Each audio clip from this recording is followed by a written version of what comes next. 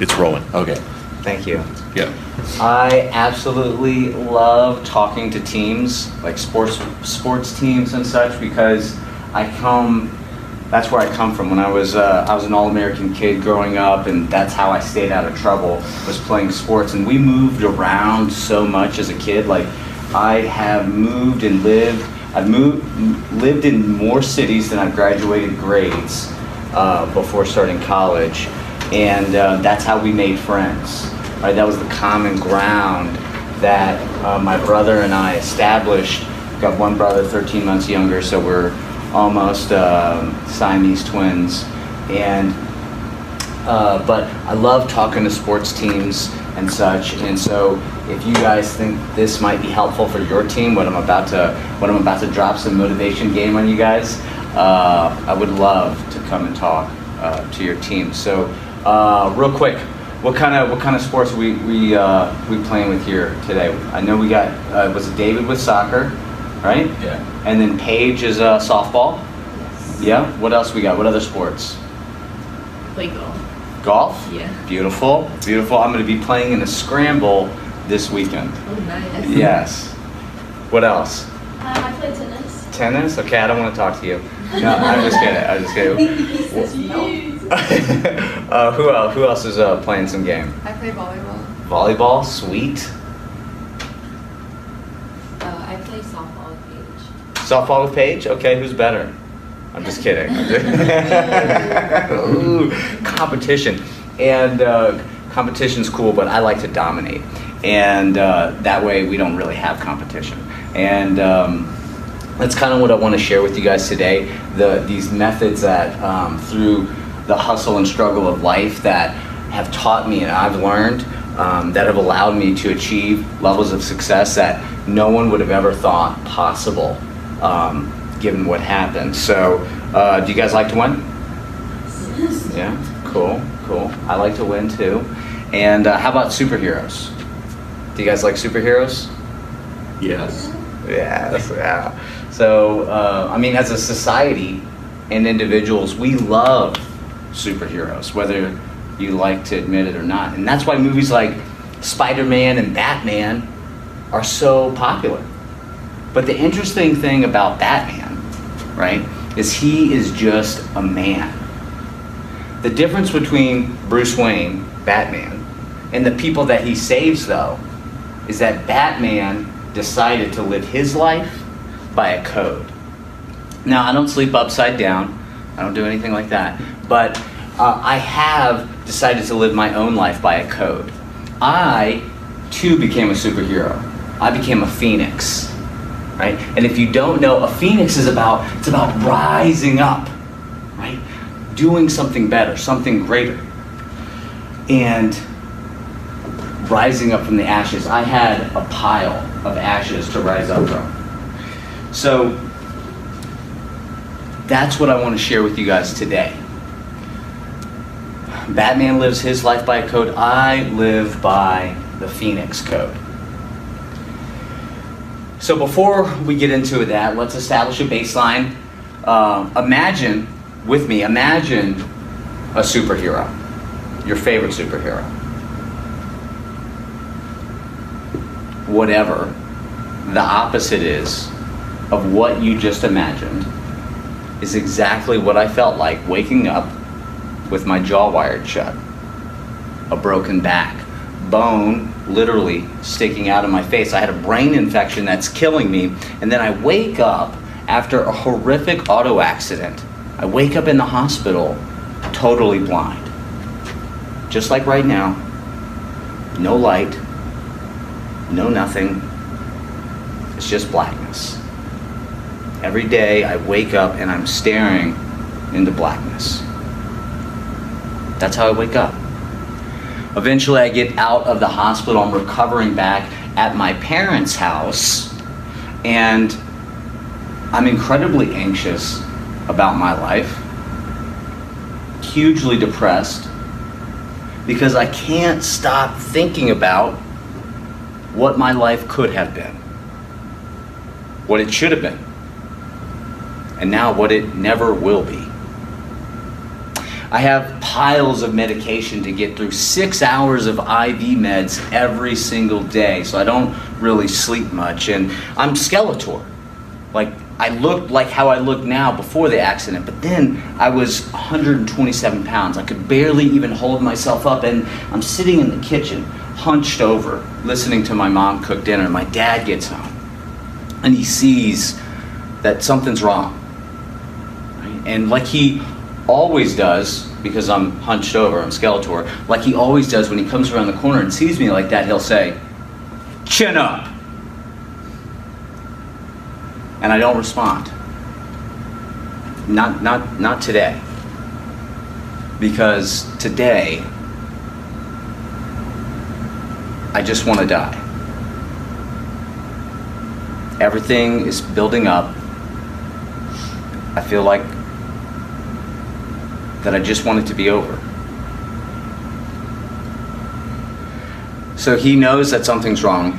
He can see it in me, right? I don't respond, and he comes over and he puts his hand on my knee. And he says, Tanner, what's wrong? What can I do to help? Help? I mean, there's nothing you can do to help. My life is over.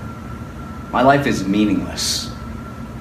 Dad, my life's worthless. There's nothing you can do to help. He says, son, I know it's tough right now. For you, it's always going to be tough. And I don't understand what it means to be blind. Totally blind. But I do know that you could be blind and you could be in a wheelchair. As a matter of fact, you should be. You could be blind in a wheelchair, and mentally, you should be a vegetable. Tan, you should be dead. I don't understand what it means to be blind, but let me tell you something. I know it's tough right now, but it could always be worse. It could always be worse? I mean, that might sound like my dad was kicking me when I'm down. But it was actually exactly what I needed to hear in that moment. And that mindset, that perception of life, that no matter what you're going through right now, it could always be worse. This is the first step. It's the foundation for living your life by the Phoenix Code.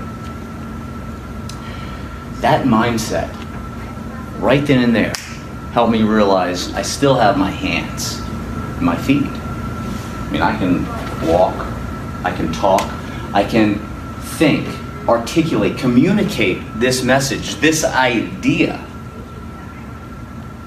You know, it's interesting that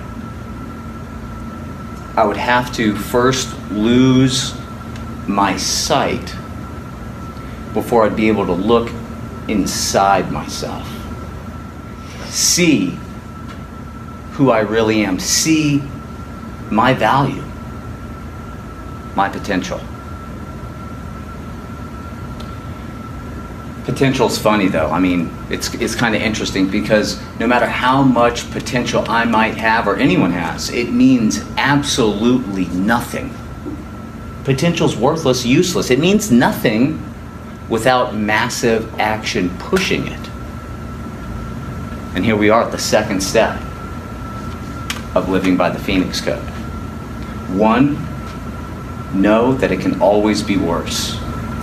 And 2, you better take some massive action right now. So I figure that, you know, maybe a good thing like you guys, I figured that a good thing for me is probably to go to school. Now, to frame this context, I don't know how I'm going to do that, right? Like, I'm totally blind. I'm recently blind. I don't really have computer skills. I don't even know how to turn it on. I can't find the button. And I don't know how I'm going to get to school. I don't know how I'm going to take notes. I don't know how I'm going to take the test. But I do it anyway. I enroll into school because I know, the thing that I do know is that through action, through doing it, I will figure it out along the way. So I enroll into school, and after that semester, I figured that I should probably figure it out, how to live life independently as a blind man. And so I do that, and 4 months later, I signed the lease on my first place, and within 15 months of me initially getting out of the hospital, Memorial Day weekend, 2004, that's when I got out. 15 months later, I'm living on my own, and I'm going to school full time. No, it can always be worse, and take massive action despite it. Then I figure I should probably do some more, because I'm looking at my bank account, and there's a lot of zeros in it, just no numbers in front of those zeros. And so, and being blind and broke is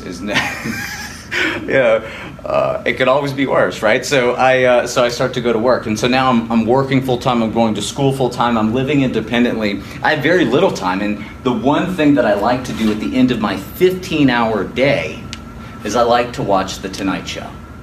And so if everything works out just right, I get off work on time, because sometimes you don't. My ride picks me up on time, the disability paratransit, and we hit all the green lights, and I get home, and when I step into the house, I drop my backpack, because I just came from school and work, and I turn on the TV, and The Tonight Show's already started. But this one night, it was May, this one night in May, it's the end of the semester, right? Everything's super stressful. I turn on the television, and the news is on. The news is on. And this is incredibly special. It just sounds like the news, right? But this is the one night that God, that the universe has brought me home, that has parted the seas so that I can see the news. The one night, the one story that I would hear, and it would change my life forever. It's incredibly important for me to be here this day. And so I turn on the television, right? The news broadcaster comes on, and he says, "Now here's a team who doesn't let anything come between them and the game they love to play." And I'm thinking, what the hell? But that's when I heard the sound that would change my life forever. This looks a lot like a softball, but it's so much more than that. This is baseball for the blind. The one night I would hear the one story that would change my life forever. See, to put this in context for you, rewind back to when I'm recovering at my parents' house. I'm looking for something, I'm digging around my closet, I don't even remember what it was, and that's not important, but my fingers come across this piece of leather, and curiosity gets the best of me. I rip it out, I know exactly what it is. All these memories from my childhood come flooding back, because it's my old baseball glove. And I put it on, I can't help myself, I catch the ball, I curl up, I throw the guy out at home plate. It was the same play that I made thousands of times as a child. But this was a moment of reflection for me. This was a time where I'm coming to terms with the situation in which I find myself. I know that it could always be worse, right? And I'm taking massive action despite it, steps 1 and 2. But I tell myself, game over. That part of your life is over. And little did I know that 4 years later, I would hear the sound that would change my life forever. Give me back the game that I thought I lost forever. And just because it means so much to me, it means, I can't tell you how much it means to me. If you guys don't mind, for the rest of the talk, for like the next 30 minutes or so, I'm just gonna leave this on.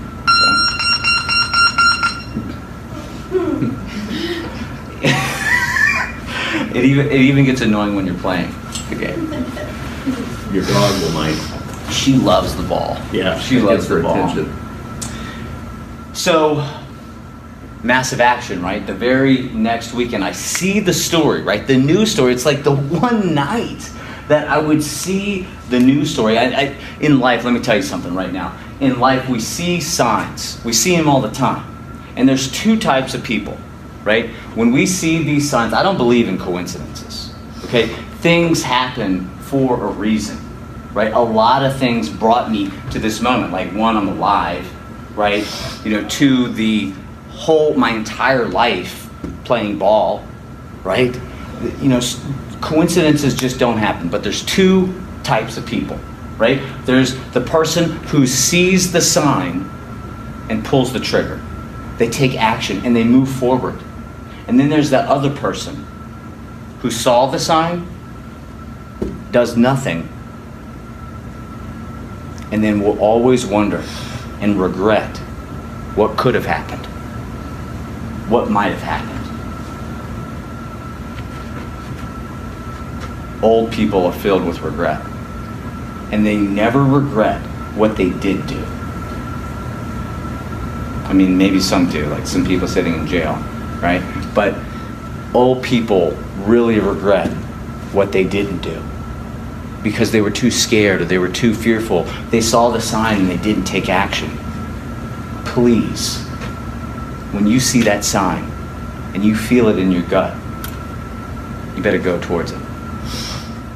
So the very next weekend, I step out onto the field. It was Mansfield Park near downtown Tucson. And I step out to the field and I'm swinging and hitting and I'm swinging and hitting. I know, Paige, you see those hips, right? That's right. It's through the ground, from the ground up. So, and I'm hitting the ball and the pitcher's like, Tanner, that's great. I mean, yeah, you're swinging, you're hitting. That's awesome. But now you got to score. You got to touch the base. I'm like, fear floods over me. Right? I mean, I haven't ran blind before. Like, I can't see anything. Like, what if I trip? What if I fall? What if I get hurt? I mean, what if I fail? Right? That's why we don't pull the trigger. What if I fail? Everybody's going to make fun of me. I know that I'm not the only person in here. I know I'm not the only one who's let fear prevent me from moving forward in my life. This is the third step in living by the Phoenix Code. The only way to face your fears and then beat them, face your fear and beat them, is through reps. Reps. Repetitions. And it's going to suck at first. It always does, but it gets better. That's how you face them. That's how you beat them. And so the first time I jogged. The second time I ran a little faster. The third time even faster. But by the fourth rep, I'm running as fast as I possibly can. I'm not just touching the base. They think I'm one of the fastest in the league. Reps. Beat Baseball has brought so many successes in my life, has fulfilled me in so many different ways, and it would have never have happened if I didn't pull the trigger, right? If I didn't face my fears and do the reps. This coach, this adaptive sports coach, found out about me and my success in Beat Baseball, and he comes up and he says, man, Tanner, I mean, Beat Baseball is so cool. I know you hit the ball so hard. But let me ask you something. Have you ever thought about throwing the javelin?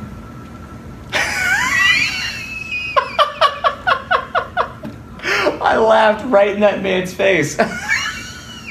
But no, I can't say that I've ever thought about throwing spears.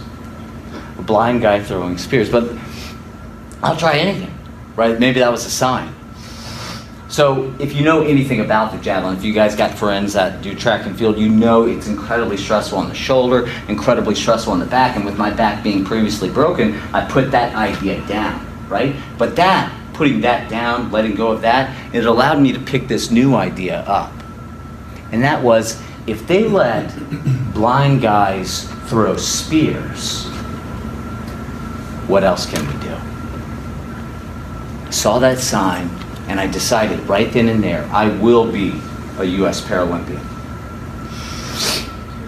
This brings us to the fourth step in living by the code. No, it can always be worse. Take massive action, reps. That's how you get through the fear. That's how you face it and beat it. But for mountainous goals, huge goals and achievements, like getting to an international sports stage, right?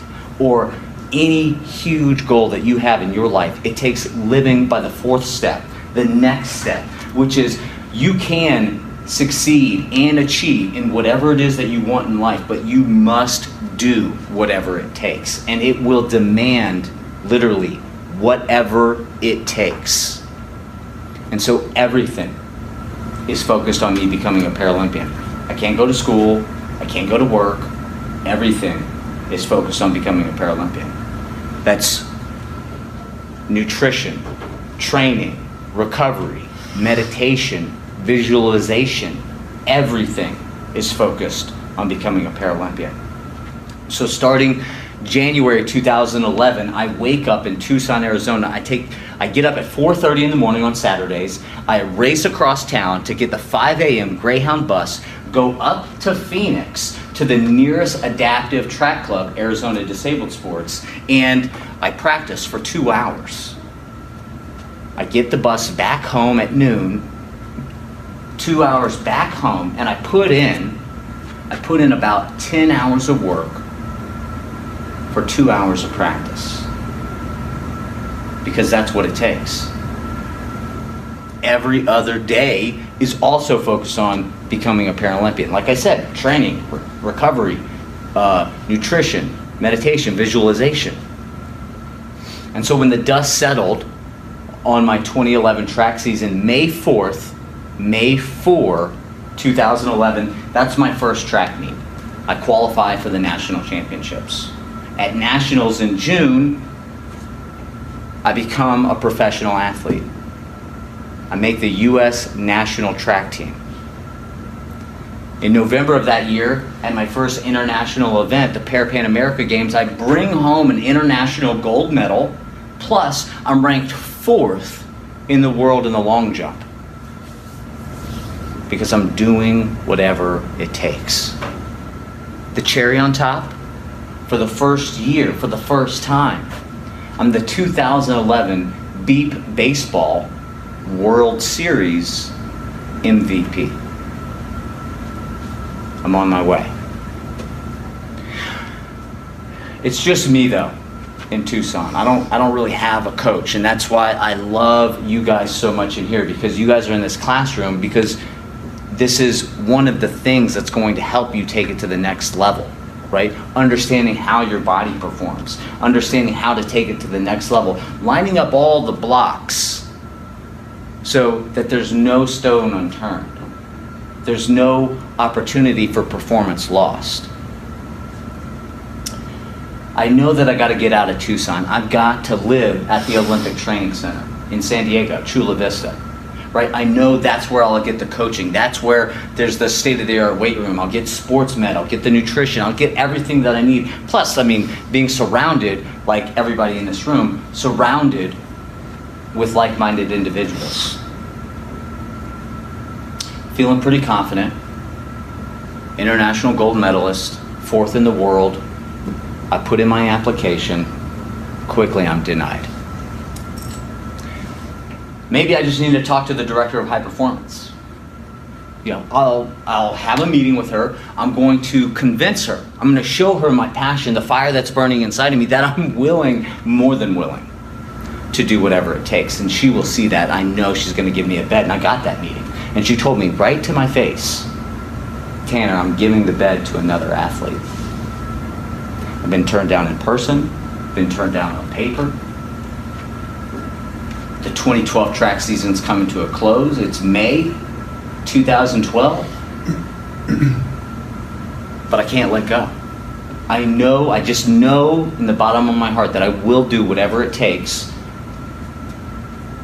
And And so during my athlete visualization practice, I'm seeing myself at the Olympic Training Center. I've just been denied every which way. I'm seeing myself at the Olympic Training Center. I'm seeing myself on the track, getting the coaching in the weight room, at SportsMed, lying in the bed that I want to be lying in. And that's when it hit me. I'm just going to show up. I'm going to move to San Diego. They won't give me a bed. I'll show up to the track, I'll get the coaching, I'll surround myself with the people that I know I need to take it to the next level. I'm just going to make my bed somewhere else. Man, May is something important in my life, man. Last weekend in May, 8 years after getting out of the hospital, I moved to San Diego, and 5 days later, Thursday, we have our first track meet at the center. At that track meet, I jumped the greatest jump of my career thus far. And news gets around really quick. Friday, meetings begin. Monday, Tanner, hey, just wanted to let you know that you can go ahead and get your things together and come on down to the Olympic Training Center because we've got a bed for you now. I moved into the Olympic Training Center. I'm still on my way. September 4, 2012, 16 months to the day of my first track meet. There it is. I've got the American flag on my chest because I'm representing the United States of America in the Paralympic Games. I stand here today, a U.S. Paralympian. I stand here the superhero of my own life. But the hero's journey would not be a journey without many failures along the way, and I have had a lot of them. Before I ever found out about Beat Baseball, I started a mobile food kitchen. You know, a taco truck? That business failed. I bought and sold used cars. A blind used car salesman. That business failed. I thought that I risked my entire life savings. I moved again just for the chance to make the U.S. national ski team. I spent that money, it's gone. That failed. I thought that I could swim at a really high level, but I don't really swim as much as I just kind of sink. Got heavy bones. That's what I tell myself. I have failed more times than I care to remember. I know that you have too. And this is the 5th step in living by the Phoenix Code. Failures are going to happen. We must weather the storms, weather the failures in life, because that stuff is inevitable. Whether you're sitting on the couch or you're taking action, failure is inevitable. I failed in life, I failed in business, in school, in sport, in relationships, and even recently my podcast was kicked out of iTunes for the 2nd time. Second time. No one cares what happened to you. No one gives 2 craps. The only thing that matters is, what are you going to do about it? Weather the storms. These are the 5 fundamental tenets of the Phoenix Code. And I want to recap them with you really quick so that before we open it up to Q&A, so that we all know and understand what they are. So 1, no, it can always be worse. I mean, things happen, right? But it can always be worse. We're not in a Nazi camp, right? We're not being human trafficked or sex slave stuff. We've got it pretty good over here. No, it can always be worse, right? 2, take massive action. Doing is the new planning. Doing is the new planning. Action is your blueprint for success. 3, face your fears. The only way to beat them, the only way to beat your fears is through repetitions. Reps, reps, reps. and soon you will be a fearless superhero. 4, do whatever it takes. You can achieve and succeed in whatever it is that you want to do, but you must be committed to doing whatever it takes. In order to become the person that you deserve to be better tomorrow than you are today, you must do things you've never done before. You must go places you've never gone before. But that is what it takes to achieve whatever it is that you want. To become the person you've yet to become, the superhero inside you. And 5, weather the storms. Weather the storms, weather the failures in life. You will never truly fail. You'll never truly fail unless you decide to give up. And that's a choice. I became the superhero of my own life. I became a phoenix. Right? But this talk, I'm not here for me. This is about you, right? This is about you becoming the superhero of your own life. And so I challenge you all to live your life by the Phoenix Code, right? I became a Phoenix, but the Phoenix Code, living by these fundamental tenets, that's how you become the superhero of your own life. And I know the greatest thing about this is that it can be successfully applied into anyone's life. The Phoenix Code can be successfully applied into anyone's life. I know this eternal truth. I know it because just like Batman, I'm human, like you.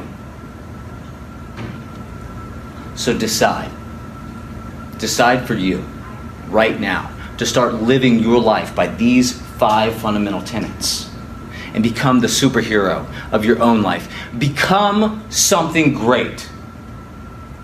Living by the Phoenix Code is just what it takes. Thank you, guys.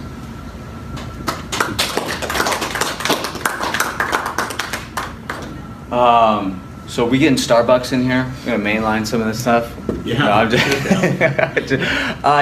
So I know. Matt wanted me to talk about some of the other opportunities, life beyond blindness, life beyond disability, especially with here in this kinesiology class. 4 years went by.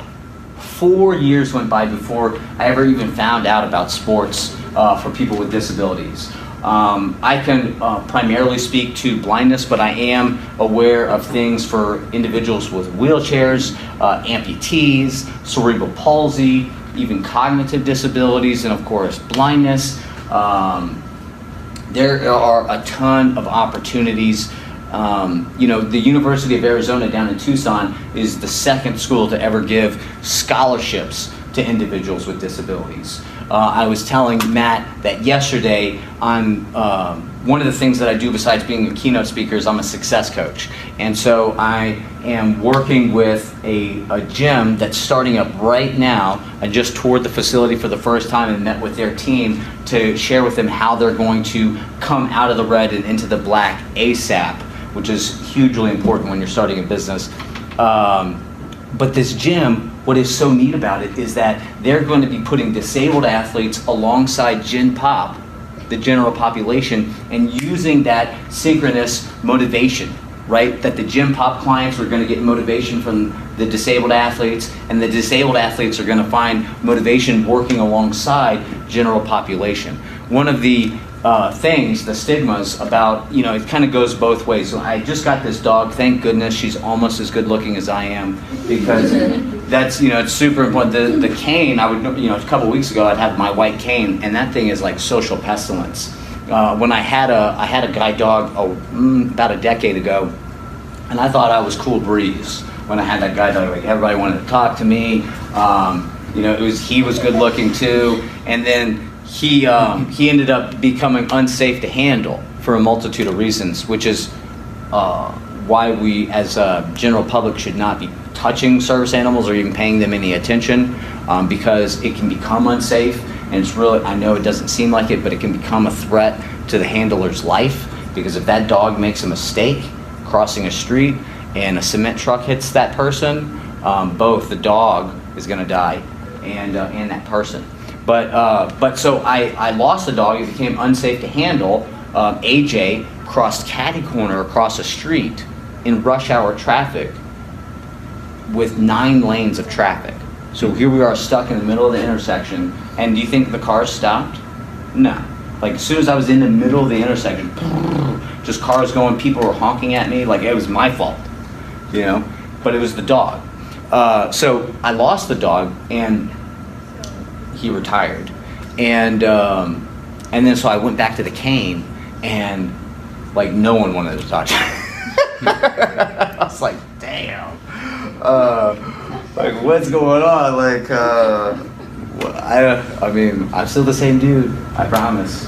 I might bite you. Yeah, and so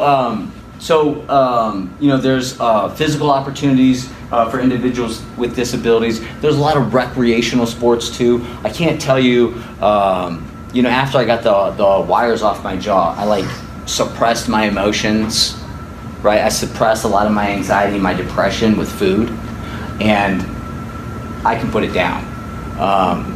Still today, I have a buddy, Carl, 6'4", he's like 260 or so, and I'll eat him under the table. And he's like, how do you eat so much food? And I'm like, I just do it, you know. And so we're like, whatever it takes. Yeah. And so I got obese, and I was blind and I was obese, and I was at the heart doctor. They were checking up on me, and I sat on the table. I had my I was derobed, I guess, and I felt myself, like my rolls like hanging out over myself, and like I think 2 of them were touching the floor, and I was like, oh my God, like my mom was there, and I said, how did you let me get like this? And she's like what? Like that mom love, you know, like, and I was like, I'm fat. And she goes, no. I was like, come on. So that's when I started doing lunges and walking up the stairs and sit-ups and push-ups, and I love that Dr. French was talking about some nutrition today, some macronutrients, because I did get my weight down to a much more healthier weight, but it was really until I got on my nutrition game that I took it to the next level.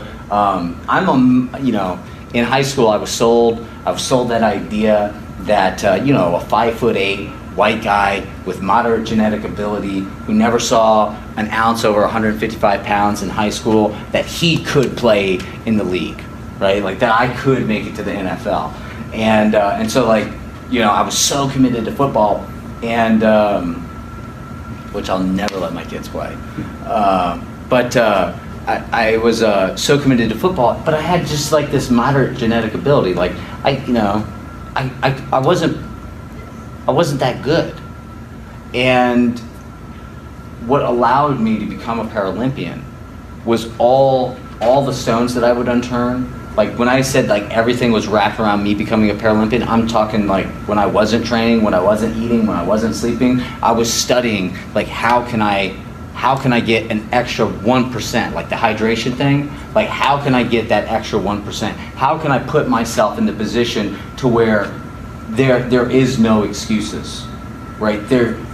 If I'm okay with not being the best, I'm okay with being beaten, right? But I will dominate every aspect of my life, because when I step up to the table, I'm going to be 110% of me. I'm going to be better today than I was yesterday, and the only way I can do that is because I'm doing everything that I can yesterday, right? I did everything I could yesterday so that I could be 110% today, right?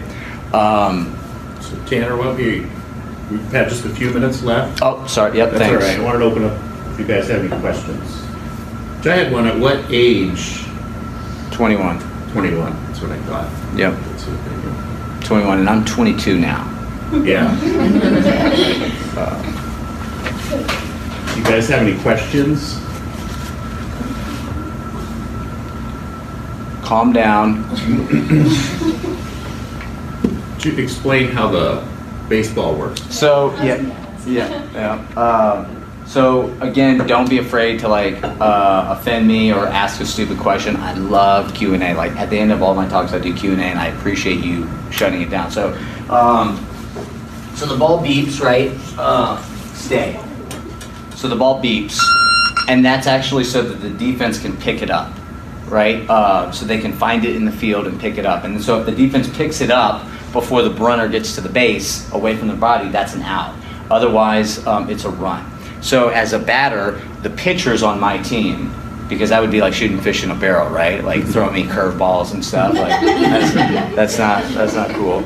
And so the pitcher's on my team, and my job is he'll say like ready, set, ball, and he'll give me a cadence, and on that timing, I'll swing. All right, and it's my job to swing in the same spot every single time, and him to know where I'm going to be swinging. So he'll say ready, set, ball. I'll swing it. You know, I'll probably hit it about 2, maybe 3 miles, and then I run to the base, and then when I touch the base before they pick it up, then I score. And I'm very proud to say that I am the greatest hitter of all time. So just put that out there. But great Is this question. an actual ball? This is an actual ball. This is an actual ball, yeah. And so if you guys want, it's really heavy, right? And so to hit a home run, very few people have ever done it. And blind people, interestingly enough, there's a lot of huge freaking like ogre-like blind people. There's, I mean, these gigantic men. I'm like, oh my God, like, and they're like, how do you hit the ball so far? I'm one of a few people who have ever hit a home run, and you know, Paige, you saw that? You saw that? No, I was just kidding. It's, you know, technique, right? So, you know, putting myself in the right position to succeed. But yeah, so this weighs about 1 pound. Here, you want to check that out? Yeah. We'll pass it around. Is your like field set up the same way? Similarly, we don't have a second base because no one's ever leading off, right? We're not like stealing bases or anything like that. So we have first and third base. They're 100 foot from home plate, and the reason we have first and third base is because you don't know if you're going to first or third. So they have base out. So I forgot to say the bases buzz, right? Bzzz, Okay. and then the ball beeps, right? And so like when the pitch is coming, that's when they turn on either first or third base, and then you respond to that after you hit the ball and run 100 foot to the. It's like a 36-inch pylon dummy, right? So it's probably about like that tall, and it's just a pad, and inside of it is the speaker that buzzes. Yeah. All right. Well, let's. You want to stop that express video? Our gratitude for Hey, coming today. thank you so much. Appreciate it. Absolutely.